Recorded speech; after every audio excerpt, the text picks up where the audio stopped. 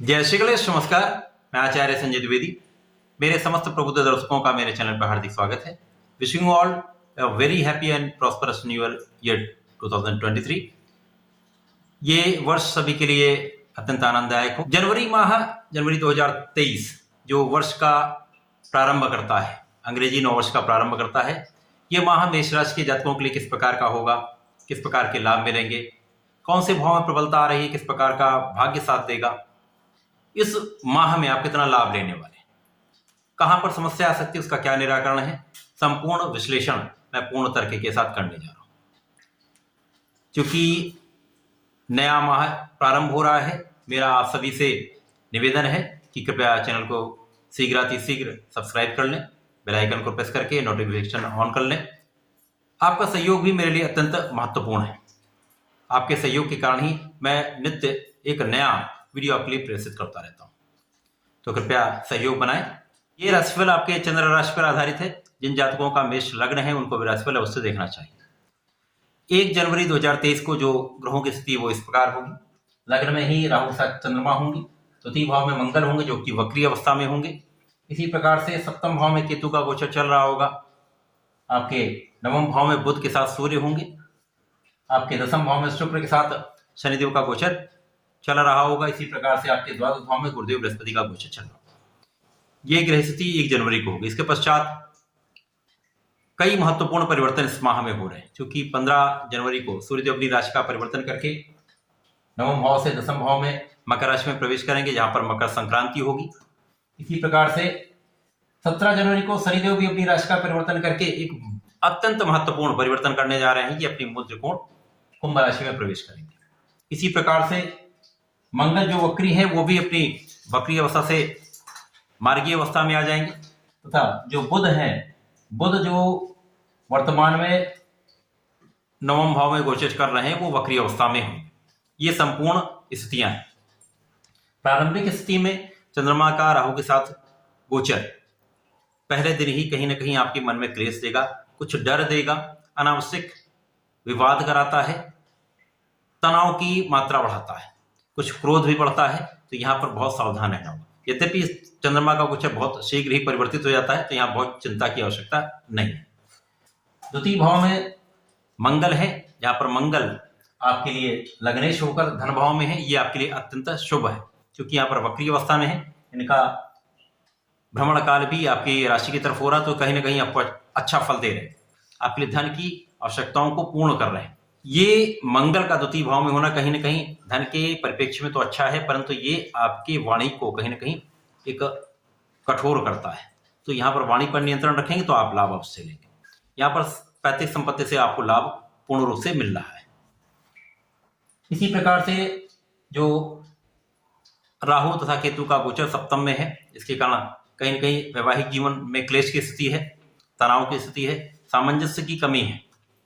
तो यहाँ पर आपको सामंजस्य बनाकर चलना होगा। शुक्र जो कि ऐश्वर्य के स्वामी है, वैभव के स्वामी है, धन संपत्ति देने वाले हैं, सुख सुविधाओं का अर्जन कराने वाले हैं, वाहन देने वाले हैं, उनका प्रभाव शुक्र भी अपने मित्र की राशि में है। शनि भी अत्यंत प्रबल स्थिति में आपके दसम भाव में, जिसके कारण आप सुख सुविधाओं का अर्जन 100% करेंगे। यहाँ पर आपके भूमि भवन वाहन का योग बनता है, या उसका आप लाभ अवश्य लेंगे।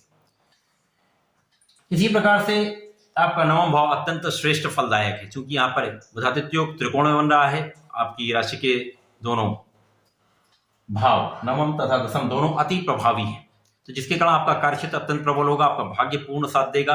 भाग्य के साथ के कारण आपको यहाँ पर पूर्ण रूप से सफलता अति शीघ्र प्राप्त होगी। इस माह में आप निश्चित रूप से सफल अवश्य होंगे, आपके कार्य में प्रगति अवश्य होगी, आप कार्य क्षेत्र में प्रगति करके लाभ अवश्य लेंगे।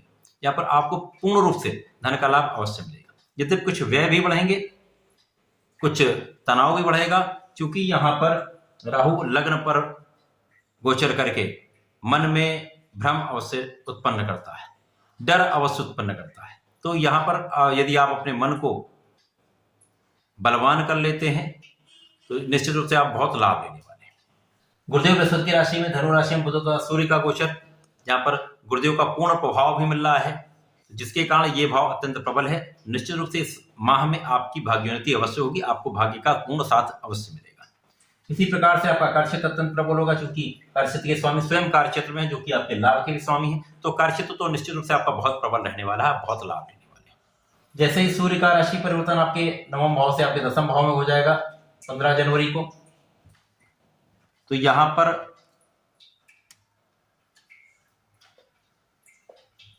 मकर संक्रांति होगी। इसी प्रकार से 17 जनवरी को शनिदेव का भी राशि परिवर्तन आपके एकादश भाव में हो जाएगा। ये आपको अत्यंत श्रेष्ठ फल देने वाला हो रहा है।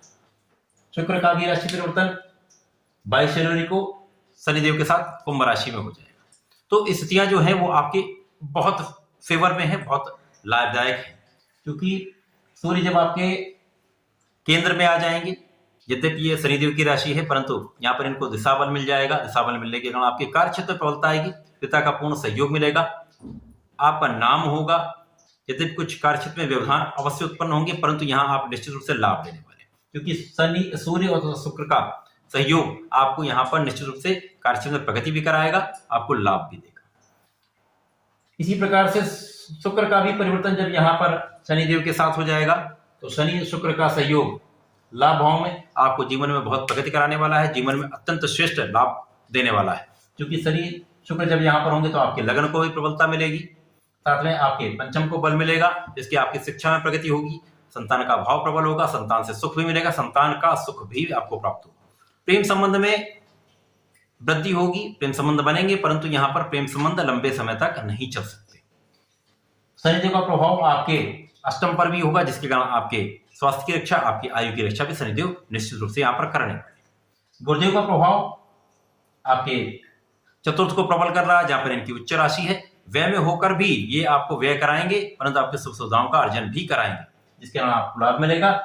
रोग ऋण शत्रु पर विजय प्राप्ति होगी, आप ऋण से मुक्त होंगे तथा आपके आयु की रक्षा होगी। निश्चित रूप से यह समय कहीं न कहीं आपके लिए अच्छा समय लेकर आ रहा है। जनवरी माह आपके लिए एक नया मार्ग प्रशस्त कर रहा है, नई अपॉर्चुनिटी लेके आ रहा है, नया मार्ग दे रहा है, तथा आपको सफलता का यहाँ पर स्वाद जरूर चखने को मिलेगा। निश्चित रूप से आप सफल होंगे।